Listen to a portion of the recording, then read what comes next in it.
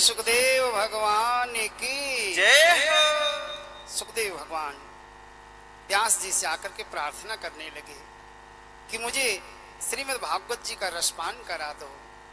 तो व्यास भगवान ने क्या कहा कि सुखदेव, मैं जानता हूं तुम इस भागवत को ग्रहण करने के सच्चे अधिकारी हो, लेकिन उससे पहले परीक्षा देनी पड़ेगी।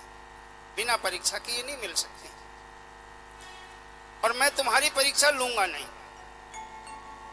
क्योंकि मुझे पता है तुम परीक्षा में पास हो जाओगे। लोग क्या कहेंगे? लोग ये कहेंगे एक बाप ने परीक्षा ली थी, कर दिया होगा पास। इसीलिए मैं ये नहीं चाहता समाज तुम्हारी तरफ उंगली उठाए। इसीलिए सुखदेव, तुम्हें ये परीक्षा राजा जनक को देनी पड़ेगी। जाओ राजा जनक के पास। देखिए आप, सुखदेव भगवान को ऐसी ही नहीं मिली भागवत, बहुत कठिन परीक्षा देके आए थे ये। और उधर राजा जनक को सूचना दे दी व्यास जी ने कि मेरा बेटा सुखदेव आ रहा है, काम और क्रोध की परीक्षा ले लेना इसकी। सुखदेव भगवान राजा जनक के द्वार पे पहुंचे। द्वारपालों से कहा कि राजा जनक से कहो व्यास नंदन आए हैं सुखदेव, आपसे वेदांत की शिक्षा लेने। इन द्वारपालों ने जाकर के राजा जनक से कहा, और राजा जनक ने परीक्षा लेनी शुरू कर दी। कौन सी परीक्षा? क्रोध की। देखिए आप कैसी परीक्षा ली। राजा जनक ने कहा द्वारपालों से, जाओ बोल दो उसको। राजा जनक के पास 5 दिनों तक किसी से मिलने के लिए वक्त नहीं है। यदि मुझसे मिलना 5 दिन मेरे दरवाजे पे खड़े रहें। क्रोध की परीक्षा थी ये। देखिए आप, कोई आपसे मिलने आया आपके घर में, पहले तो 2-4 बारी कुंडी खटखटाएगा, कुंडी से काम नहीं चला तो फिर दरवाजा पीटेगा, फिर भी काम नहीं चला तो चिल्लाएगा, और कहीं आवाज आ गई अभी टाइम नहीं है फिर कभी आना, तो आप लाल पीले हो जाओगे गुस्से के मारे। इतना बड़ा आदमी हो गया ये, इसके पास टाइम नहीं है। क्रोध की परीक्षा देखिए, कहा 5 दिन तक राजा के पास टाइम नहीं है। यदि मिलना दरवाजे पे खड़े रहे 5 दिनों तक। और सुखदेव भगवान 5 दिन और 5 रात्रि राजा जनक के द्वार पे खड़े रहे।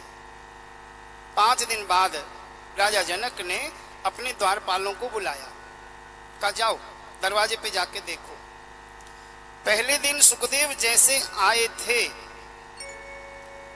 आज भी यदि वो चेहरा ऐसे ही मुस्कुराता हुआ हो, चेहरे पे कोई सुकुड़न ना हो, कोई क्रोध ना हो, सम्मान के साथ अंदर ले आना। और यदि चेहरे पे थोड़ा सा भी क्रोध दिखे या थोड़ी सी भी सुकुड़न दिखे चेहरे पे, लौटा देना वहीं से। ये द्वारपाल आए, आकर के जैसे सुखदेव भगवान को देखा, दौड़ करके चरणों में लेट गए।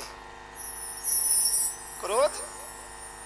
अरे वही मुस्कुराता हुआ चेहरा जो 5 दिन पहले था, आज भी वैसे ही मुस्कुरा रहे हैं। न कोई क्रोध है, न कोई सिकुड़न है चेहरे पे। द्वारपालों ने कहा हम धन्य हो गए, ऐसे संत के दर्शन कर लिए हमने। और फिर सुखदेव भगवान को अंदर ले गए, और सुखदेव भगवान ने क्रोध की परीक्षा पास कर ली।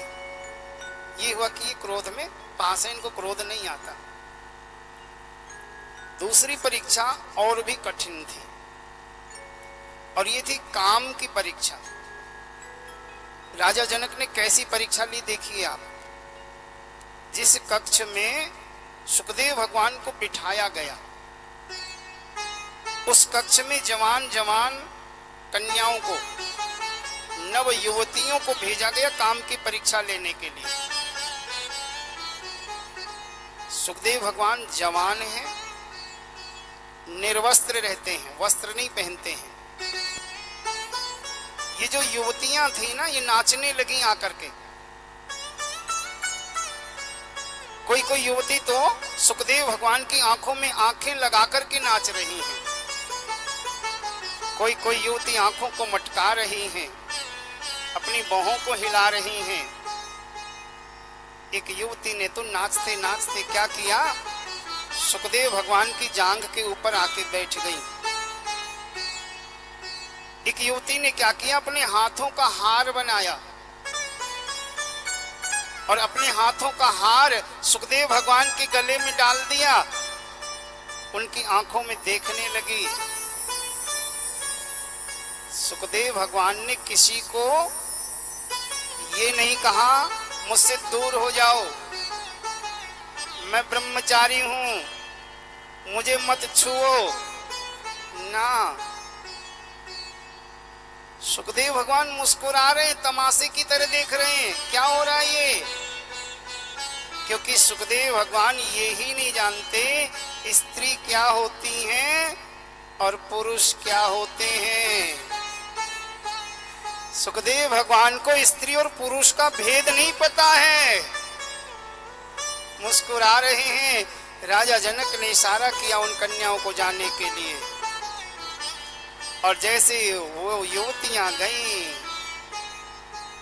राजा जनक सुखदेव भगवान के चरणों में लेट गए और कहा कि अरे सुखदेव भगवान, मैं आपको वेदांत की शिक्षा क्या दूंगा, आप स्वयं वेदांत का सार हैं, आप स्वयं वेदांत रूप हैं। मैं धन्य हो गया आपके दर्शन करके। आपने काम और क्रोध दोनों को जीत रखा है। आप जाएं, व्यास जी से भागवत ग्रहण करें। परीक्षा पास करके लौटे हैं सुखदेव भगवान व्यास जी के पास में, और व्यास जी ने क्या किया, 4 अंगुल की कोपिन पहनाई सुखदेव जी को। भागवत जी में आया है कि दिगंबर यानी निर्वस्त्र व्यक्ति भागवत कथा नहीं कर सकता, और सुखदेव भगवान निर्वस्त्र रहते थे।